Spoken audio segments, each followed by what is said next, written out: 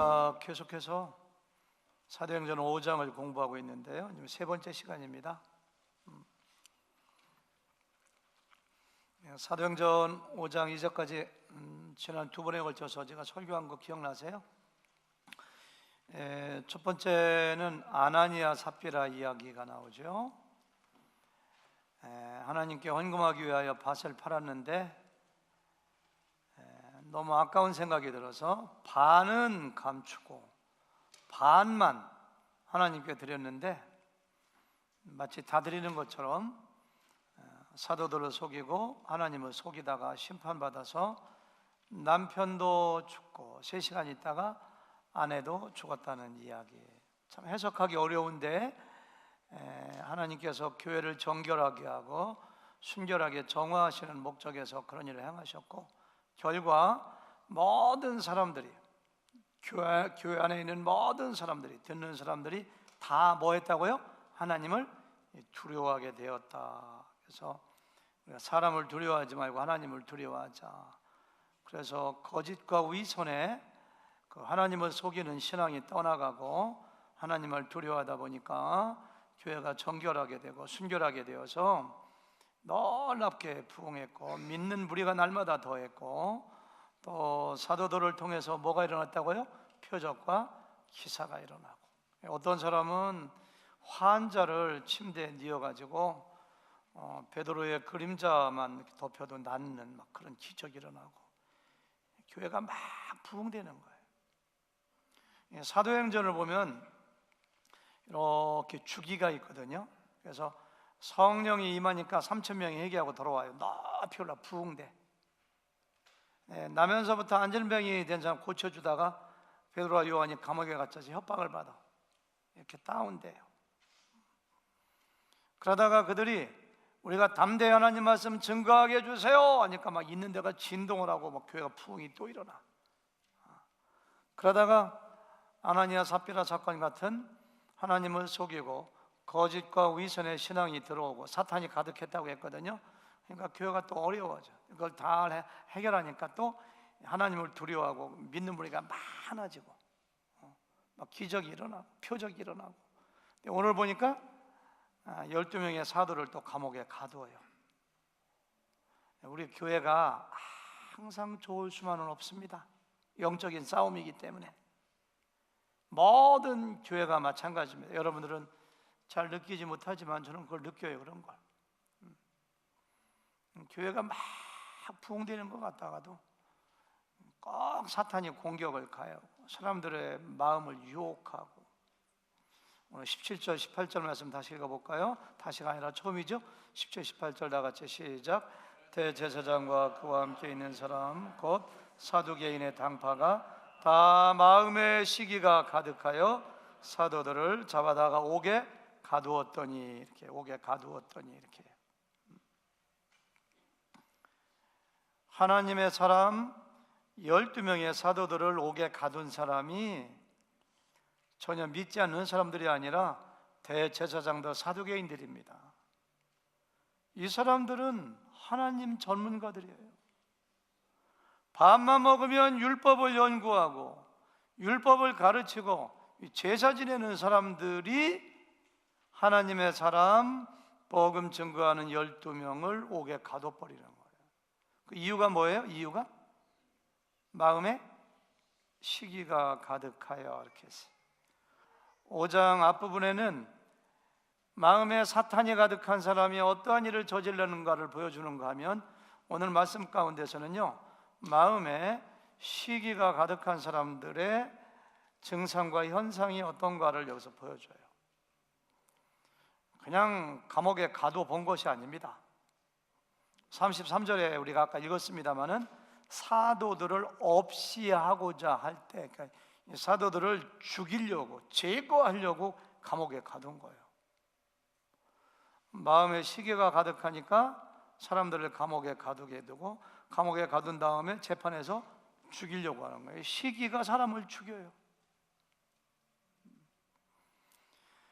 옛날에 제가 사극 같은 거 볼 때는 요즘은 사극이 좀 재밌는 게 안 나오더라고요. 한 7, 8년 동안 재밌는 사극을 못 봤는데, 옛날에 그 사극을 보면은 그 왕이 있고 후궁이 있고 그러면은 왕에게 더 사랑을 받고 왕이 침실로 자주 들어가서 거기서 아기 나오려고 하면은 시기해서 꼭 죽이더라고. 독약을 발라서 죽이든지 정쟁을 일으켜 죽이든지. 시기는 사람을 죽여요. 시기는 공동체를 무너지게 해요. 가정을 무너지게 하고 목장을 무너지게 하고 교회도 시기 때문에 무너져요. 시기가 정말 무서운 것은요, 시기가 마음에 가득하게 이렇게 들어오는데도 와, 이것이 죄구나 그런 걸 깨닫지 못해요. 그래서 시기가 더 무서워요. 우리 마음 가운데 죄가 들어오는 통로가 여러 개가 있는데 대표적인 것 세 개를 말씀드린다면은 사탄의 유혹을 통해서 죄가 들어옵니다. 사탄이 어떤 생각의 씨앗을 확 뿌려줘 버리면은, 지난번에 얘기했죠? 그게 자기 생각인 줄 알아요. 지혜라고 생각해. 죄인지도 모르고. 또 한 가지는 육체의 정욕입니다. 갈라디아서 5장 16절에 보니까 The desire of flesh, 육체의 그 어떤 욕심, 탐욕 때문에 죄를 짓게 되고, 세 번째는 세상에 있는 것들이나 세상을 사랑해요. 세상의 가치, 이런 것들. 아나니아 삽비라 반을 감추고 반 드렸죠. 그 가룟 유다 같은 경우 예수님 은 30에 팔았죠. 이 사람들은 물질의 탐욕이 마음에 들어오니까 그거에 속아가지고 무시무시한 죄를 짓는 거예요. 여러분, 다윗이 얼마나 잘 나가는 사람이었습니까? 다윗은 그 육체의 정욕 때문에 죄를 지어요. 자기 부하의 부인이 알몸으로 목욕하는 거 보고 그 마음에 어떤 정욕이 쑥 들어오는데 그게 지 생각인 줄 알아요. 그 하나님을 떠났던 데마 같은 사람은 바울이 이야기하기를, 데마는 뭘 사랑해서? 세상을 사랑해서 하나님을 떠났다. 세상 즐거움, 세상의 가치, 세상의 쾌락이 너무너무 좋아 보여. 그러니까 하나님 믿고 하는 거 시시해 보이고 재미가 없으니까 떠나버려요. 여러분들 꼭 기억하세요. 우리의 죄가 들어오는 통로 중에 하나가 바로 뭐라고요? 시기하고 질투하고. 정당한 내 생각의 발로 같지만은 사람을 살인할 정도로, 감옥에 가둘 정도로 무서운 죄로 이끄는 것임을 깨달아 자기 마음 가운데 시기가 일어나면 그걸 적발해가지고 이건 아니야 라고 이렇게 떨쳐버려야 돼요. 아니, 두 형제가 하나님께 제사 지내는데, 아니, 동생 아벨의 제사를 받은 게 자기하고 무슨 상관이 있어? 자기만 제사 하나님의 연락 안 했으면 잘 드리면 되지. 근데 아벨의 제사는 연락하시고 자신의 제사는 연락하지 않았다고, 시기 때문에, 인간 역사의 첫 번째 살인이 시기 때문에 가인이 아벨을 죽여요. 창세기 4장에 보면 시기가 그렇게 무서워요.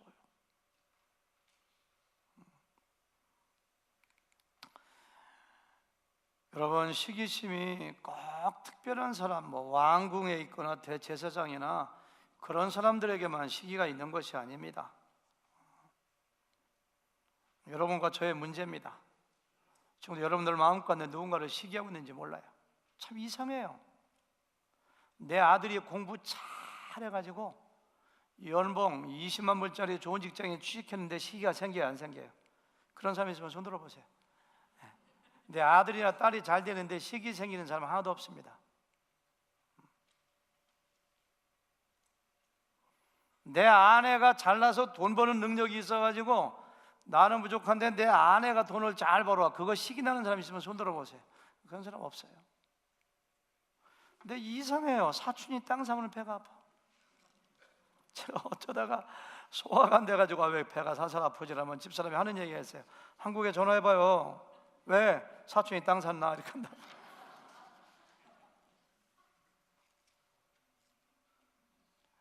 나도 돈 아까게 하고 김 집사도 돈 아까게 하는데 내 가게는 매상이 주는데 저쪽 나하고 관련도 없어. 멀리 있는 김집사 도넛 가게는 매상이 쑥쑥 올라가. 그러면 배가 살살 아프고 김집사 만나기도 싫어. 이 시기가 왜 생길까?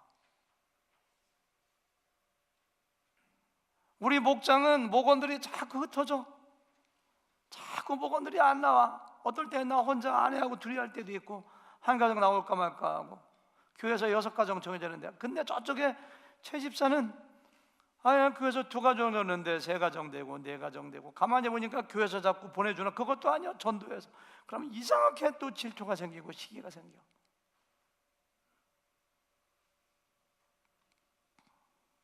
어제 제가 어떤 선교사님하고 우리 교회 지원하는 선교사님 오셔가지고 저녁 식사를 대접하는데 그 얘기하더라고요. 캘리포니아에 굉장히 좋은 침례교회가 하나 있는데 제가 그 교회 알거든요. 그 교회가 굉장히 어려움을 겪었어요.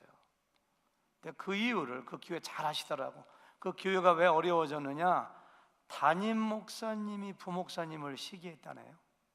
원래 교회가 한 200명 모이던 교회인데 정말 설교 잘하고 기도 열심히 하시고 탁월한 인품을 가진 부목사님을 연세 많은 담임 목사님이 후계자로 정하기 위해서 오셨는데 생각보다 너무너무 잘하는 거야. 막 200명이 300명 되고 500명 되고 1000명 되니까 세상에 담임 목사님이 부목사님을 질투해가지고 공개적으로 비판하고 사람만 많이 모이면 최고냐고 막 얘기하고 막 하고, 그러고 후계자로 안정하고 딴 사람, 딴 부목사님을 오게 해서 막 경쟁시키고, 부목사 그 훌륭한 2 부목사님이 마음속에 라이벌 의식이 생기고 시기가 생기니까 서로가 경쟁을 해서 그래서 어려워졌다는 얘기를 어제 식사하면서 들으시더라고요. 세상에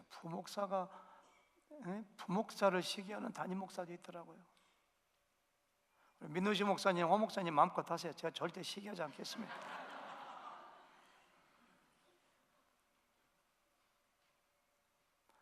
부목사님이 전도 열심히 하고 설교 열심히 하고 신방 열심히 해서 교회가 부흥되면 내가 다니고 있는 교회가 부흥하는 거지. 또 어떤 목사님은 또 자기 교회는 자꾸만 이렇게 짭으로 불고 저 이웃 교회가 막 부흥하면 그걸 또 시기하는 목사님들도 있어요. 시기는 사람을 바라보는 관점의 문제입니다. 관점의 문제. 어떤 사람을 나의 경쟁자로 볼 것이냐, 나의 동역자로 볼 것이냐. 동업자, 코워크. 그 사람 돈 많이 벌으면 동업자니까 나도 돈 많이 버는 거지. 동역자, 나의 동역자냐, 경쟁자냐.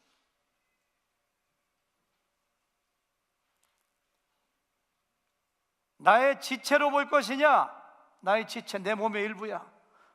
우리라고 하잖아요. 내 아들이 잘 되면 질투하거나 시기하잖아. 왜? 우리이기 때문에, 지체이기 때문에. 지체로 볼 것이냐 아니면 남으로 볼 것이냐, 이게 문제.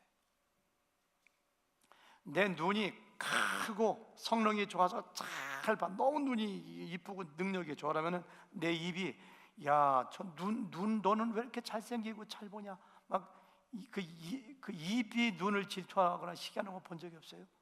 본 적이 있어요? 본 적이 없잖아요. 그렇죠? 심장이 튼튼해가지고 그냥 피를 팍팍 뽑면서 몸이 튼튼하면 허파가 야, 심장 너는 왜 이렇게 튼튼해가지고 피를 잘 뽑냐? 질투하는 거 봤어요? 시간 없어요. 왜? 같은 몸이기 때문에. 우리는 예수님을 머리로 하는 같은 지체이고 한 몸이기 때문에 다른 목자가, 다른 목사님이, 다른 형제가 돈을 잘 벌고 사역을 잘하고 교회가 부흥되고 나보다 잘나면은 다 내 몸인데, 관점이 굉장히 중요해요. 관점이. 사람을 바라보는 관점을 바꿔야 돼요. 관점을. 예수님보다 목회를 6개월 먼저 시작한 분이 침례 요한 목사였습니다. 교회 개척도 사람들이 많은 예루살렘에 개척한 게 아니라 요단강에 가서 개척을 해서 건물도 없어. 회개하라 천국이 가까웠느니라 막 설교하고 사람들이 눈물을 줄줄 흘리면서 막 회개하고 침례받아라. 그러니까 회개하는 침례받고 사람들이 유대 각 지역에서 그냥 수만 명이 몰려와 교회가 얼마나 부흥되는지. 그런데 6개월 있다가 예수라고 하는 분이 교회를 또 옆에다 개척하네. 그런데 그 침례요한 목사님의 교인들이 그리 다가 어느 날은 침례요한의 제자가 안수입사가 와가지고 선생님 큰일 났습니다. 뭐가 큰일 나냐? 교인들이 예수라고 하는 분의 담임 목사 교회로 다 가는 걸요. 그러니까 그때 뭐라고 했을까요? 그래? 그 자가 누구야?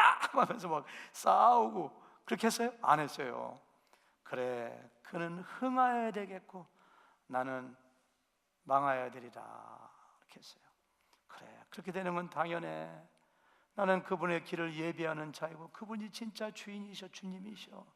나는 망해야 돼. 그분이 잘 돼야 돼. 아마 예수님께서 여자가 난자 중에서 침례 요한보다 큰 자가 없다고 했는데 이런 모습 때문인 것 같아요. 예수님의 길을 예비하는 그 길을. 여러분 누가 이게 잘 되잖아요. 내 몸이 잘 되는 거거든요. 그럼 막 축하해주고 기뻐해주고 하나님이 나에게도 복을 주세요. 시기 때문에 죄 가운데 빠지는 사람이 한 명도 없기를 바랍니다. 아멘. 네. 무서운 게 뭐라고 했죠? 내 마음속에 시기가 생기는데도 그 시기가 죄인 줄 모른다니까. 빨리 이걸 적발해내야 돼요. 성령의 능력으로 그걸 뽑아버려야 돼요. 시기하는 사람처럼 못난 사람이 없어요. 내 몸이 잘 되는데, 내가 잘 되는데 우리가 남인가? 이렇게 해야죠. 우리가 나비가? 이렇게 남이 아니니까 축하해주고 기뻐해주고 격려해주고 내가 잘 되는 것처럼. 아멘. 자, 사도들이 그렇게 대제사장들의 시기 때문에 감옥에 갇혔는데요, 놀라운 기적이 또 한 가지가 일어나요. 그 기적이 뭔지 아세요? 천사들이 12명의 사도들을 기적적으로 꺼내줘요.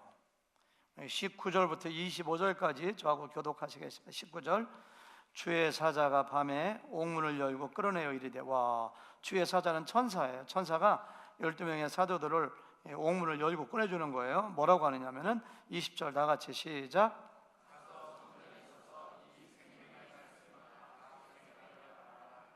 21절 보니까 그들이 듣고 새벽에 성전에 들어가서 가르치더니 대제사장과 그와 함께 있는 사람들이 와서 공회와 이스라엘 족속의 원로들을 다 모으고, 그러니까 사도들을 잡아서 재판에 죽이려고 모임을 도망간지도 천사가 구해준지도 모르고 재판을 소집한 거예요. 사람을 옥에 보내어 사도들을 잡아오라 하니. 22절 시작. 이르되 우리가 보니 옥은 든든하게 잠기고 지키는 사람들이 문에 서 있으되 문을 열고 본즉 그 안에는 한 사람도 없도이다 하니.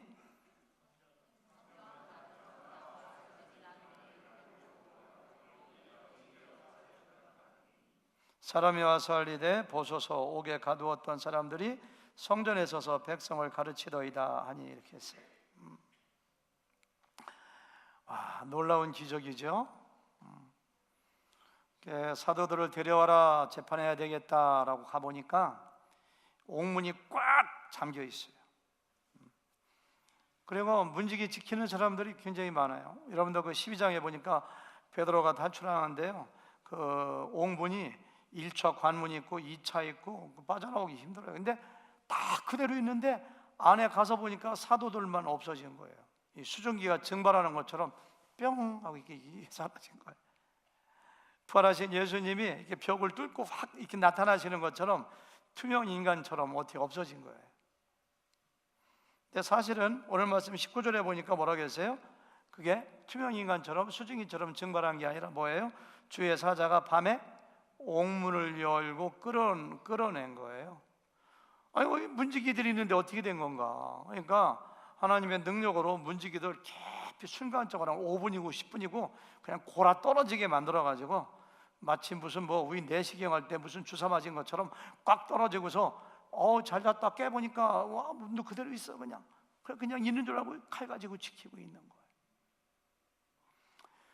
자세한 내막이 기록되어 있지 않아서 어떻게 된지는 모르지만 중요한 것은 어떻게 감옥에서 나왔는가가 아니라 중요한 것은 천사들이 사도들을 꺼내주면서 그들에게 준 사명이 정말로 중요합니다. 20절 보니까 천사들이 뭐라고 했느냐? 가서 성전에 서서 이 생명의 말씀을 다 백성에게 말하라 이렇게 했어요. 감옥은 위험한 곳이야. 언제 죽을지 몰라. 안전한 곳으로 빨리 도망가. 그래서 꺼내준 거 아닙니다. 감옥은 힘든 곳이야. 먹지도 못하고 잠도 못 자고 굉장히 힘든 곳이니까 빨리 가서 샤워하고 밥 먹고 자. 그렇게 꺼내준 거 아닙니다. 너희 교인들이, 가족들이 보고 싶어하고 염려하고 걱정하니까 빨리 가서 인사하고 같이 지내. 그 꺼내준 거 아닙니다. 뭐예요? 가서 성전에 서서 생명의 말씀을 다 증거하라고. 그래서 꺼내주신 거예요. 우리가 여기서 오늘 설교 제목이 뭐죠? 복음의 열정이죠. 하나님의 복음에 대한 열정을 보게 돼요. 여러분, 제가 지난주에 얘기했습니다만 하나님은 아무 때나 기적을 일으키지 않습니다. 기적이란 하나님이 만드신 자연 법칙을 패스하고 초월하는 것이기 때문에 하나님이 아무 때나 당신이 만드신 자연 법칙을 무시하지 않습니다. 기적 영원해서 일어나잖아요. 근데 하나님이 얼마나 복음 증거하는 것을 소중하게 여겼으면 천사들을 보내서 문지기들을 잠재우고 옥문을 열어 놀라운 기적을 통해서 그들을 구해 주셨을까요? 왜? 가서 복음 전하라고. 복음에 대한 하나님의 열정을 보는 거예요. 하나님뿐만이 아닙니다. 사도들도 마찬가지예요. 21절 보니까 그들이 듣고 새벽에 성전에 들어가서 가르치더니 아이고 피곤하다. 집에 가서 옷 좀 갈아입고 가야 되겠다. 집에 가서 한숨 좀 자고 가야 돼. 샤워 좀 하고 가자. 밥 좀 먹고 가. 아니에요. 교회 먼저 가서 보고하자. 아니에요. 감옥에서 나오자마자 즉각 새벽에 무슨 성전에 사람이 있다고 성전에 가서 가르치더니 이렇게 얘기해요. 여러분, 이 사람들이 복음을 증거하다 감옥에 들어갔어요. 감옥에 왜 들어갔어요? 복음 증거하다가 죽는 자리 감옥에 들어가서 재판받기 직전에 천사들이 꺼내줬으면은 다시 죽을 자리는 안 가야지. 근데 마치 복음을 위해 살고 복음을 위해 죽는 사람들처럼 복음을 증거하니까 또 잡혀 들어갈 각오하고 가서 복음을 증거하는 이 사람들의 모습을 보세요. 하나님도 마찬가지고 사도들도 마찬가지고 복음에 대한 열정을 여기서 볼 수가 있습니다. 여러분 꼭 기억하세요.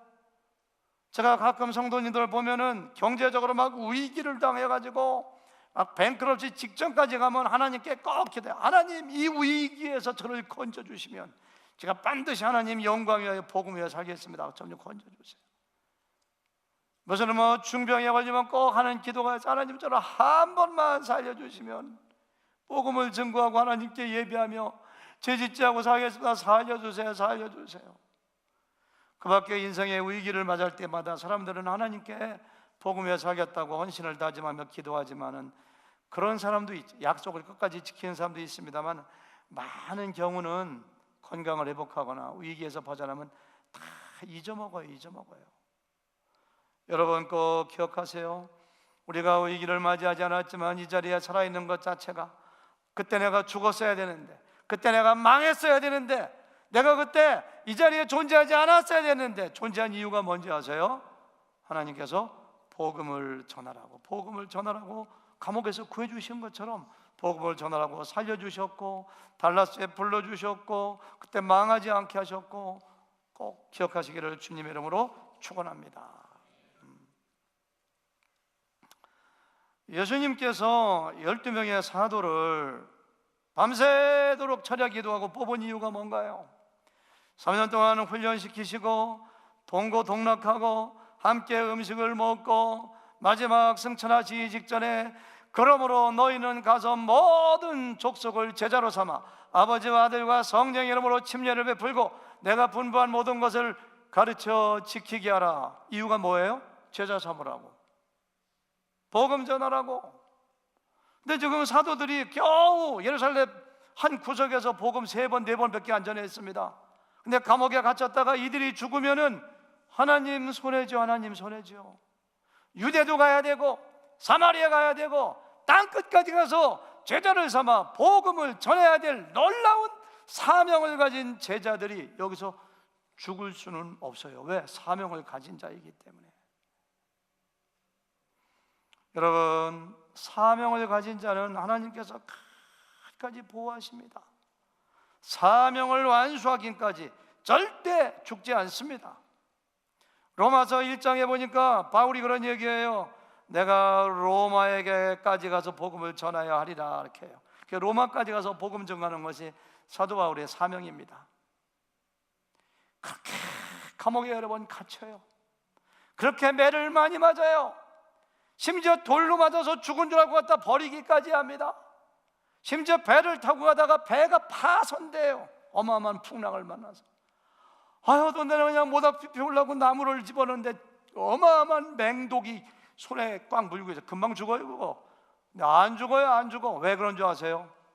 로마에까지 가서 복음을 증거하고자 하는 사명을 가졌기 때문이에요. 여러분, 저는 세상에서 가장 행복한 사람이 누구냐라고 하니까 내가 살아가는 이유를 아는 사람이에요. 아침을 왜 드시고 오셨는 거예요? 왜 점심을 먹어야 되는 거예요? 왜 열심히 돈 벌어야 되는 거예요? 내가 왜 살아가는가? 살아가는 이유를 아는 사람은 행복한 사람이에요. 행복한 사람이에요. 자기 사명을 발견한 사람이기 때문에. 아무리 돈이 많아도, 아무리 높은 자리에 올라가서도, 아무리 권력을 쥐고 있어도, 인기가 있다 할지라도 자기가 살아가는 이유를 모르는 사람들은 가장 불쌍한 사람들입니다. 가장 불쌍한 사람이에요. 작년도 우리에게 표어가 뭔가 기억나시죠? 주어진 사명 발견하여 사명 따라 살아가자. 80, 90 먹은 노인도 사명이 있으니까 하나님이 남겨두시는 거예요. 저에게도 사명이 있기 때문에 초등학교 5학년 때 홍수 났을 때 물에 빠져 죽을 뻔하다가 지금까지 살은 거예요. 저에게도 사명이 있기 때문에 군대 가서 추락 타고 가다가 추락이 몇 바퀴 굴렀는데 옆에 있는 운전기사는 죽었지만 저도 아직까지 살아있는 거예요. 아직까지. 얼마 전에 운전하고 가다가 앞에 있는 차가 그냥 90도로 확 돌아서 고속도로에서 저한테 부딪힐 뻔했는데 지금도 생각하면 아찔해요. 지금 나 아내하고 진땀 흘리면서 얘기해. 그때 죽을 뻔했다고. 그때 살아난 이유가, 근데 가까이 오다가 잔디밭으로 들어가더라고 차가.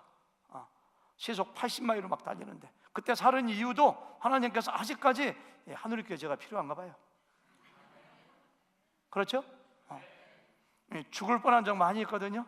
이효정 기사님 굉장히 아멘 크게 하시는데 그 어려운 얘기할까 말까? 해요?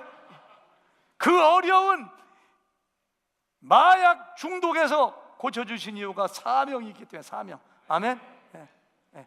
또 교회 안 나오시는 거 아니야? 상처받으셔서?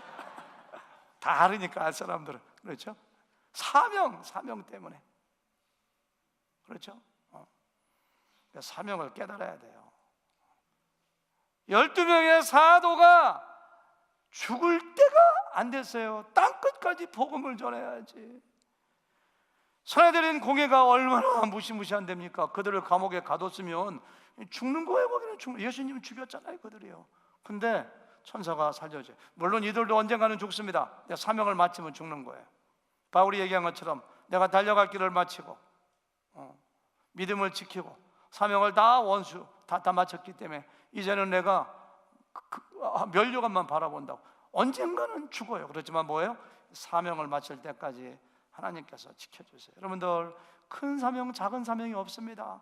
하나님이 주신 사명은 다 귀한 거예요. 어느 한 사람에게 복음 전거해서 그 사람 구원시키려고 그런 사명 받은 사람도 있어요. 목장을 부흥시키는 사명도 있어요. 그 사명을 꼭 발견하시고 감당하시기를 바랍니다. 아멘.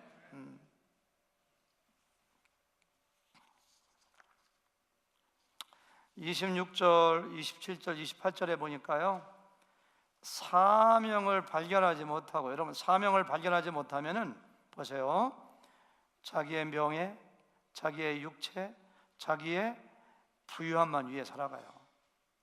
그런 사람들이 얼마나 초라한가, 얼마나 비참한가를 보여주는 데가 26절, 27절, 28절이에요. 26절 한번 읽어볼까요? 시작. 성전 맡은 자가 부하들과 같이 가서 그들을 잡아왔으나 강제로 못함은 백성들이 돌로 칠까 두려워합니다. 세상의 대제사장들이 누구를 두려워해요? 사람들을 두려워해요. 사람들을.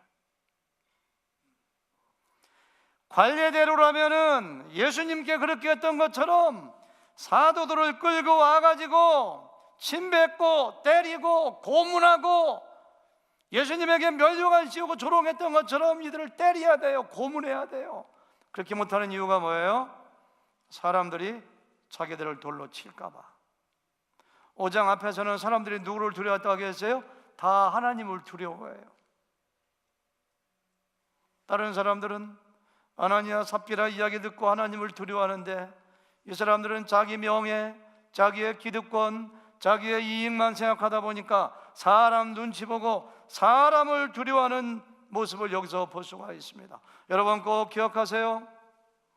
여기서 한 가지 확인할 수 있는 것은, 하나님을 두려워하는 사람들은, 하나님을 경외하고 하나님을 두려워하는 사람들은 사람을 두려워하지 않습니다.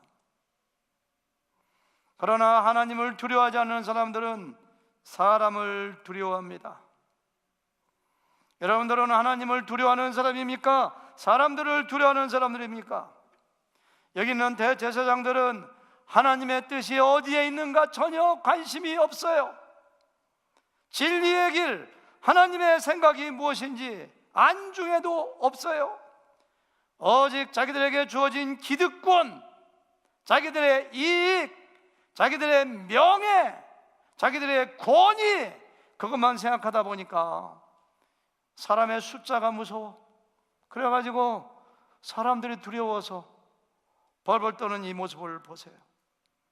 그러나 사도들은 달라서요. 여러분, 그 재판 보는 곳이 얼마나 무시무시한 곳입니까? 자기들의 생사 여탈권을 가지고 있는 사람들 앞에서 그 대제사장들을 두려워하는 것이 조금도 없어요.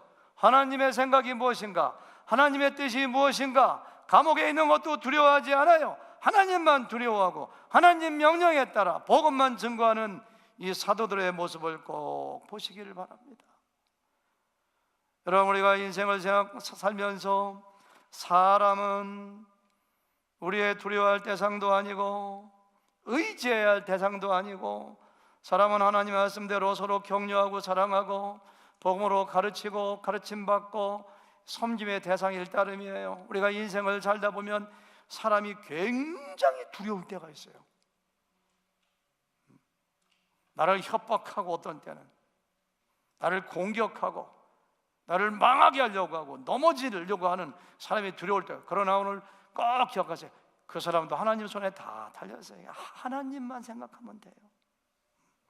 다윗 같은 사람 보세요. 세상의 인생을 살면서 다윗처럼 수많은 사람들의 공격을 받고 어려움 가운데 있던 사람이 어디 있을까요? 다윗은 선포합니다. 시편 27편 1절 큰 소리로 읽어볼까요? 다 같이 시작. 여호와는 나의 빛이요 나의 구원이시니 내가 누구를 두려워하리요. 이렇게 했어요. 수천 수만 수십만의 군대가 쳐들어와서 다윗을 죽이려고 하는데도 선포합니다. 여러분들 마음 가운데 두려움이 밀려오면은 큰 소리 한번 선포해 보세요. 여호와는 나의 빛이요 나의 구원이시니 내가 누구를 두려워하리요. 다윗이 한 말이에요. 다윗이 한 말이에요. 그 다음 보니까 여호와는 내 생명의 능력이시니 내가 누구를 무서워하리요. 악인들이 내 살을 먹으려고 내게로 왔으나 나의 대적들 나의 원수들인 그들을 실족하여 넘어졌도다. 하나님이 다 넘어지게 해요. 군대가 나를 대적하여 친칠지라도 내 마음이 두렵지 아니하며 전쟁이 일어나 나를 치려하여도 나는 여전히 태어나리라. 이게 믿음입니다. 믿음. 하나님을 믿는 사람들의 믿음이고 하나님을 두려워하는 사람들의 담대함입니다. 담대함. 자기의 넷째 아들 압살롬, 이름도 놈자가 들어가니까 이상해요. 압살롬이라는 자식이, 제가 욕하는 게 아니라 아버지를 배반하니, 아버지를 죽이고 지가 왕이 되겠다고 하니 백성들의 마음을 도둑질하고 훔쳐가지고 자기 아버지를 죽이겠다고 수만 명의 사람으로 파도와 같이 왕궁을 향하여 돌진해 옵니다. 저는 다윗이 두려워서 도망갔다고 생각하지 않아요. 싸워봤자 아들 죽이는 거지 싸울 사람이 따로 있지. 그러니까 도망가잖아요. 도망가면서 쓴 시가 시편 3편입니다. 시편 3편에 보니까 압살롬이 쳐들어왔을 때 지은 시 이렇게 되어 있거든요. 6절 다 같이 6절 시작. 천만인이 나를 에워싸 진친다 할지라도 나는 두려워하지 아니하라. 와, 여러분 이런 강단이 있어야 돼요. 여러분과 제가 진짜 두려워할 것은 내가 하나님 편에 서지 않는 겁니다. 내가 죄를 짓는 거예요. 내가 죄를 지으면 하나님께서 깨닫게 해주시려고 나를 징계하시거든요. 그게 무서운 것이지, 내가 하나님 앞에 떳떳하고 내가 하나님을 사랑하고 하나님 두려워하고 경외하는데 뭐가 두려워요? 아니, 그 나라의 영적 최고의 제사장인데 하나님 두려워하지 않고 하나님 그 사람을 두려워서 발발 떠는 이 사람들의 비참한 초라한 모습을 봐보세요. 대제사장들은 사도들을 끌어다 신문 내용을 보세요. 27절 28절 다 같이 시작. 그들을 끌어다가 공회 앞에 세우니 대제사장이 물어 이르되 우리가 이 이름으로 사람들을 가르치지 말라고 엄금하였으되 너희가 너희 가르침을 예루살렘에 가득하게 하니 이 사람의 피를 우리에게 돌리고자 함이로다. 지금 뭐라고 오해하는 거예요? 야, 너희가 이렇게 복음 전하고 막 사람들을 예수님 믿게 하는데 그렇게 예수 이름으로 가르치지 말라, 전하지 말라 명령하고 엄포하고 놓아줬는데 또 예수님 전하고 복음 전하고 믿는 사람들이 많아지는 거 보니까 필시 너희들이 우리가 예수 죽인 걸 보복하려고 하는 거지. 이거야 지금. 이 사람의 피를 우리에게 돌리고자 함이로다. 지금 예수님의 사도들이 제사장들에게 보복하려고 복음 전하는가요? 천부당 만부당한 얘기예요. 예수님의 사도들은 예수님이 왜 십자가에서 죽으셨는지, 예수님이 부활하시는 의미가 무엇인지, 세상의 모든 사람들의 죄를 위하여 십자가에 죽으시고 부활하심으로 우리의 구원자가 되시고 주님 되시고 그것을 믿는 자마다 멸망하지 않고 성령을 받아 영생을 얻는 놀라운 축복의 복음을 증거하기 위하여 목숨 걸고 감옥에 가도 새벽에도 복음을 증거하는 이 순수한 사도들의 마음, 대제사장들에게 한 번도 왜 우리의 예수님을 못 박았다고 책망하지 않았어요? 한 번 책망한 것은 죄책감 때문에 그들도 구원의 대상이기 때문에 그들의 영혼을 위하여 복음 증거하는데 겨우 한다는 얘기가 너들 우리 죽이려고 그렇게 하는 거지. 이렇게 참 이상해요. 사람들은요 자기 수준에서 사람들을 오해하고 자기 수준에서 사람들을 공격해요. 지가 다른 사람들을 미워하면은 상대방도 자기를 미워하는 줄 알아요. 지가 거짓말하면은 다른 사람도 거짓말하는 줄 알아요. 지가 바람 피우면 자기 마누라도 바람 피우는 줄 알아요. 자기 속에 음행이 가득하면 다른 사람도 다 음행이 가득한 줄 알아요. 자기들이 이익에만 눈이 어둡고 사람들하고 경쟁하고 사도들 죽이려고 하니까 사도들도 자기를 죽이려고 하는 줄 알아요. 여러분, 우리가 인생을 살다 보면 그런 일을 종종 만납니다. 기가 막힌 사람을 가끔 만납니다. 세상에 어떻게 저런 얘기를 다 해? 어떻게 저런 오해를 다 해? 기가 막혀. 그때는 싸우고 싶어. 칼을 휘두르고 싶어. 막 공격하고 싶어. 이때가 중요해. 이때가. 하나님의 사람들이 어떻게 반응했는가 볼까요? 여기 사도들은요 절대로 아니 당신들 대제사장 맞아? 당신들 하나님 믿기나 해?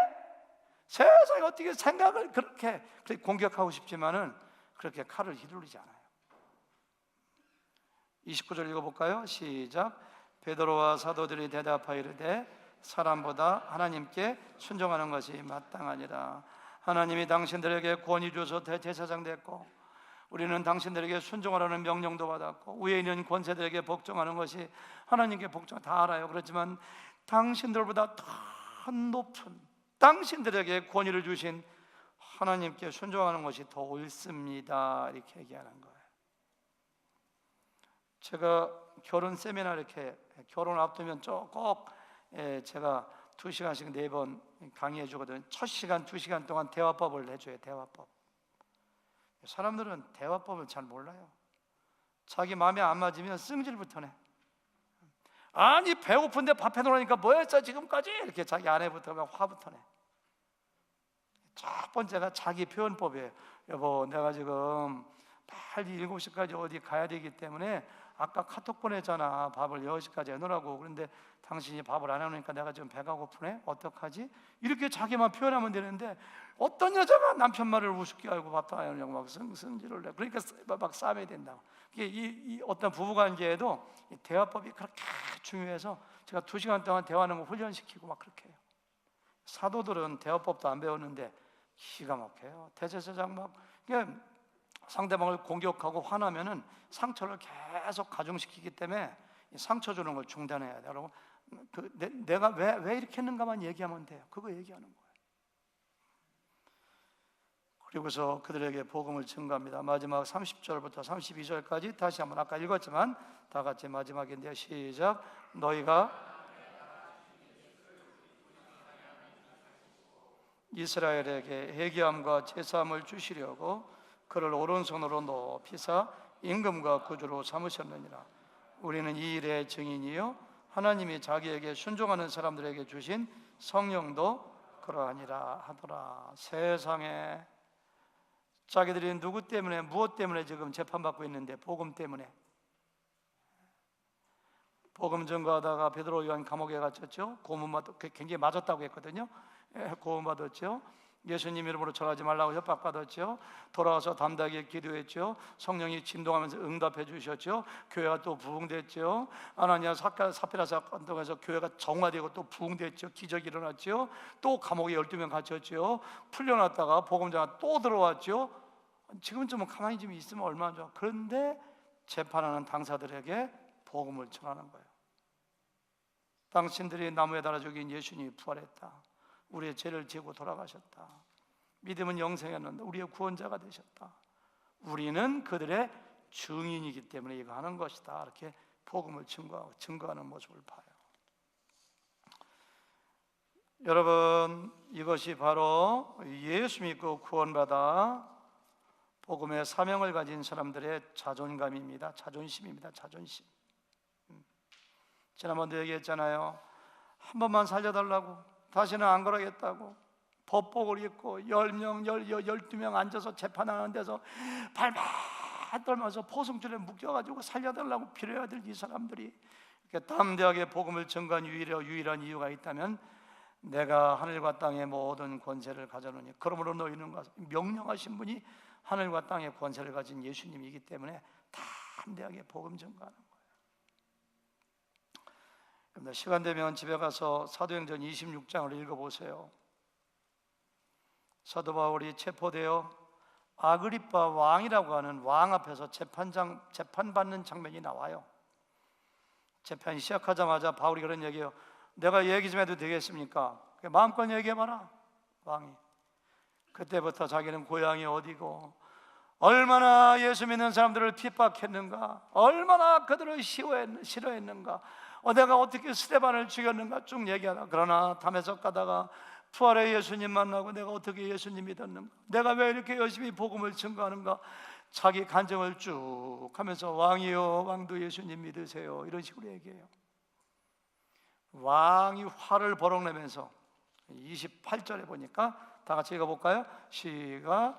아그리빠가 바울에게 이르되 내가 적은 말로 나를 원하여 그리스도인이 되게 하려는, 야 네가 몇 마디 말로 나 믿게 하려고, 야 이놈아 너나 똑바로 해, 이렇게 막 치는 거예요. 네 놈이 지금 꽁꽁 붙여서 로마로 가서 죽을 놈이 또 어디다 대고 누구한테 뭔 얘기야, 이놈이 이게 그냥 이렇게 이런 거예요 지금 얘기가. 그렇죠? 그런 게 느껴지죠? 그러니까 바울이 뭐라고 했나 보실까요? 우리도 이런 사람 됐으면 좋겠어요. 29절 시작. 바로 이르되 빨리 적으나 많으나 당신뿐 아니라 오늘 내 말을 듣는 모든 사람도 다 이렇게 결박된 것 외에는 나와 같이 되기를 하나님께 원하나이다. 그리스도인 중에서 가장 불쌍한 그리스도인이 돈 많은 부자들 부러워하고, 명예 있는 사람들 부러워하고, 출세한 사람들 부러워하고, 어디 가서 걸떡거리고, 제일 불쌍해요. 우리 천국을 소유했는데, 천국을 유산으로 받았는데, 왕 중의 왕이신 하나님의 아들 하나님의 딸이 되었는데 뭘 부러워해요? 잠시 있다가 불탈 것들을 가지고서. 바울을 보세요. 아내가 있습니까? 가정이 있습니까? 자녀가 있습니까? 집이 한 채 있습니까? 직장이 있습니까?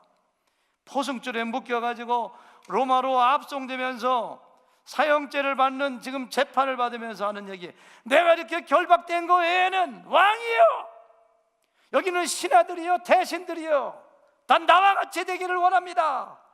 와, 이게 구원받은 하나님의 백성들의 담대함이요, 기계요, 자존감입니다. 자존감.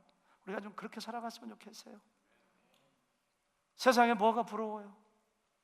주 예수보다 더 귀한 것이 없다고 했는데, 세상은 눈 깜짝할 사이에 다 지나가는데 뭐가 그렇게 부러워가지고. 영원한 가치를 위하여, 복음을 위하여. 그리고 바울이 그런 얘기 하잖아요. 내가 복음을 부끄러워하지 않는다. 이 복음은 모든 믿는 자에게 구원을 주신 하나님의 능력이라고. 그 능력을 우리가 가지고 있는데 다른 거 부러워하지 말고 복음 전하며 복음에 대해서 열정내며 영원한 세상에서 영광스럽게 주님을 만나보는 비전과 꿈을 가지고 승리하며 살아가시는 여러분과 제가 되기를 주님의 이름으로 축원합니다.